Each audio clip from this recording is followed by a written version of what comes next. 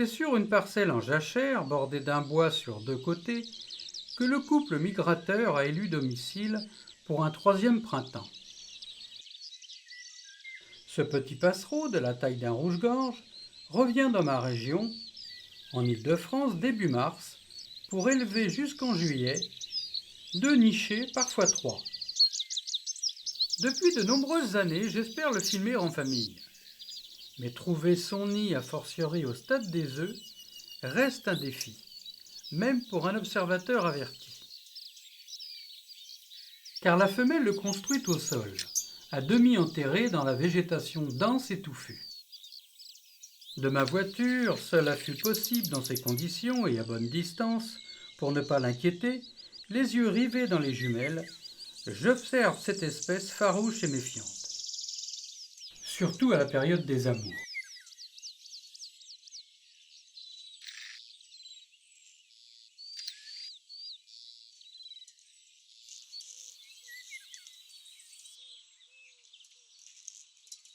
D'un poste de guet dominant, le trachétarié mâle surveille également les alentours dégagés.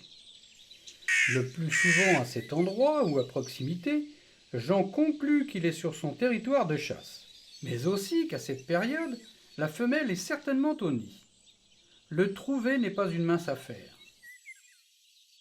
Mais heureusement pour moi, la couveuse s'accorde des sorties de quelques minutes toutes les 2 heures pour s'alimenter et nettoyer son plumage.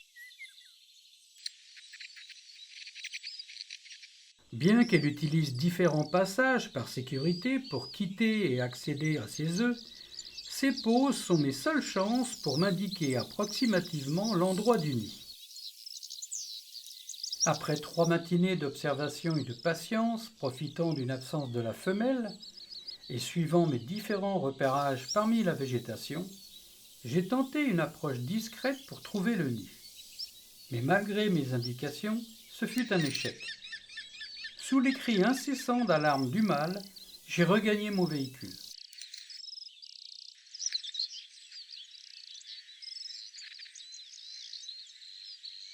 Le lendemain matin, après des heures encore à surveiller l'emplacement supposé abriter le nid, j'ai fait une deuxième tentative.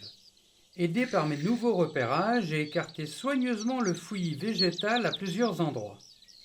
C'est la couleur bleue de la petite ponte qui a trahi sa présence.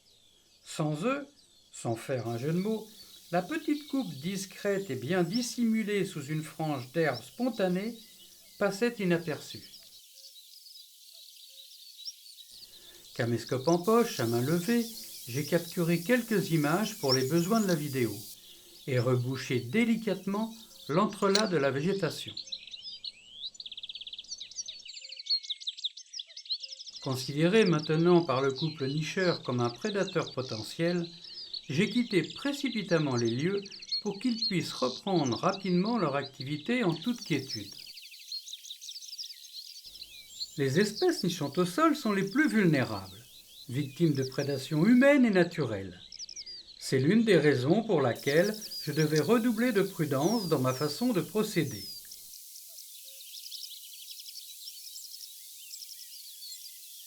Lors de mes différentes interventions, les parents étaient bien sûr perturbés et inquiets par ma présence.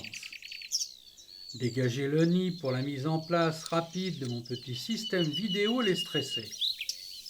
Mais une fois reparti à mon véhicule à affût, je constatais sur le retour vidéo qu'ils reprenaient leurs habitudes tout naturellement.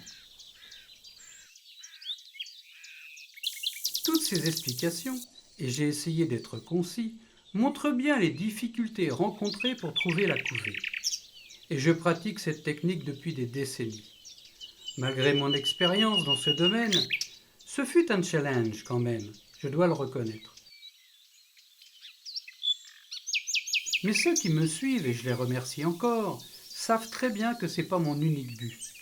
Je suis passionné avant tout par la gentélie, tout particulièrement les petits passereaux, ceux qui sont rarement montrés comme celui-ci.